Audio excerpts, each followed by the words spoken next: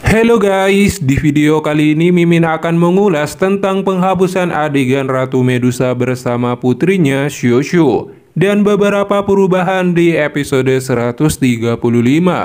Bagaimana tanggapan para fan di Cina tentang masalah ini? Ini juga sesuai permintaan. Baiklah kalau begitu mari kita langsung ke pembahasan utamanya. Pertama, kenapa adegan Ratu Medusa dan putrinya bersama dihapus?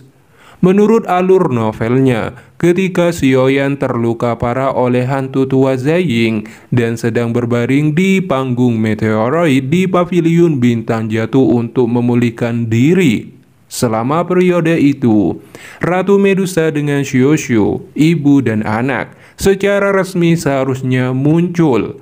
Ratu Medusa menatap langit dan mengeluh kepada Xiaoyan, lebih tepatnya marah, memintanya untuk mengingat janjinya untuk pulang dan kembali. Kemudian Xiaoxiu yang telah lahir muncul, memanggil Ratu Medusa dengan sebutan ibu. Ini juga merupakan kemunculan pertama Xiaoxiu yang memberitahu semua orang bahwa Xiaoyan memiliki seorang putri.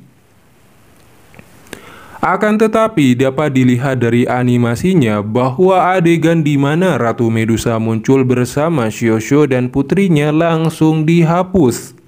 Bahkan pihak resminya juga tidak merinci adegan tentang aliansi yang di Kekaisaran Jiama yang telah memiliki otoritas tertinggi di Kekaisaran. Apalagi adegan Ratu Medusa dan Xiaoxiu dalam bingkai yang sama. Tampaknya, pihak resminya belum menemukan cara untuk membiarkan Xiaoxiu muncul dalam entitas tertentu, dan mereka hanya dapat terus menghapus dan menunda. Janji awal untuk tidak membuat perubahan apapun terus-menerus ditampar di wajah. Menurut konflik saat ini antara penggemar dan tim animasi, bahkan penampilan Xiaoxiu telah menjadi masalah dan karakter ini mungkin benar-benar dihapus. Akan sangat disayangkan, padahal dulu Mimin telah menjelaskan tidak akan dihapus karena pihak resminya berjanji tidak akan melakukan perubahan lagi. Tapi akhirnya mereka menampar wajah mereka sendiri. Faktanya, adegan Ratu Medusa dan Xiaoxiu telah dibuat jauh-jauh hari. Namun saat waktunya tampil, entah apa yang dipikirkan pihak resminya, mereka langsung mengurungkan niatnya menampilkan adegan tersebut. Kedua, Gu Sun-er menambahkan adegan baru.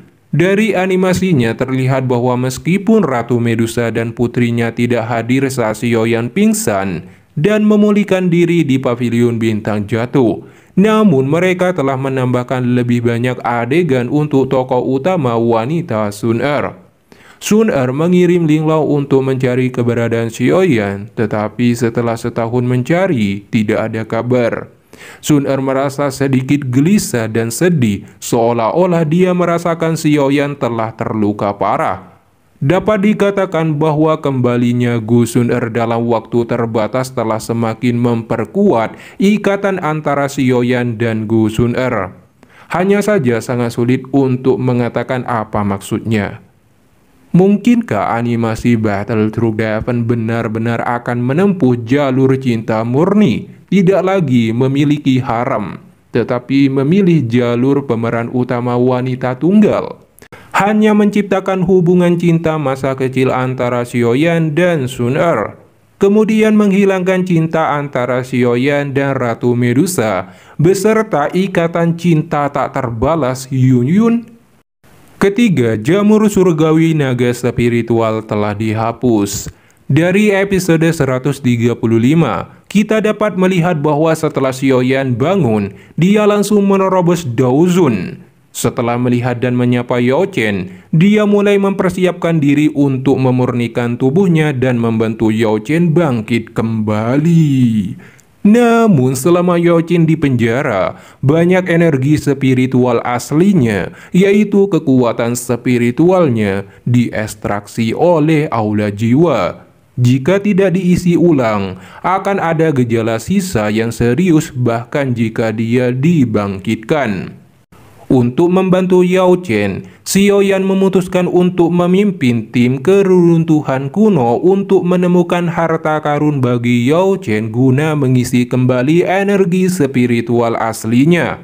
Dalam deskripsi novelnya, ada dua macam harta yang dapat menyembuhkan energi spiritual aslinya, yaitu buah bayi jiwa dan jamur surgawi naga spiritual yang umumnya ditemukan di reruntuhan kuno. Hanya saja animasinya telah diubah. Pertama-tama buah bayi jiwa spiritual diubah menjadi buah esensi jiwa. Mimin kira mereka khawatir kata bayi akan membawa dampak negatif. Bagaimanapun animasi Battle Through the Heaven ditunjukkan untuk penggemar muda. Kedua, jamur surgawi naga spiritual langsung dihapus oleh pihak resminya tanpa menyebutkannya. Mereka membiarkan Xiaoyan pergi mencari buah bayi esensi spiritual, hanya itu saja. Namun tidak apa-apa untuk melakukan ini. Bagaimanapun buah bayi spiritual hanyalah sebuah nama, dan jamur surgawi naga spiritual tidak akan pernah muncul kemudian. Keempat, bagaimana tanggapan para fan di Cina? Tentu saja banyak orang marah dan mengeluh, terutama fans.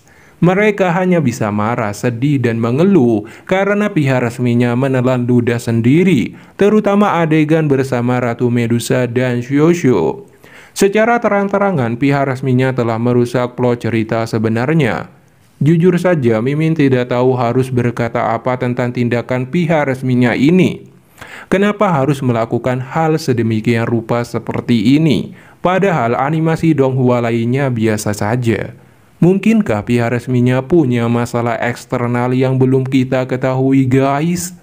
Tapi yang jelas, Mimin yakin pihak resminya tidak akan menghapus karakter Xiaoshu. Jika memang demikian, Mimin sudah tidak bisa berkata-kata lagi. Silakan jika kamu ada pendapat lain, berkomentarlah.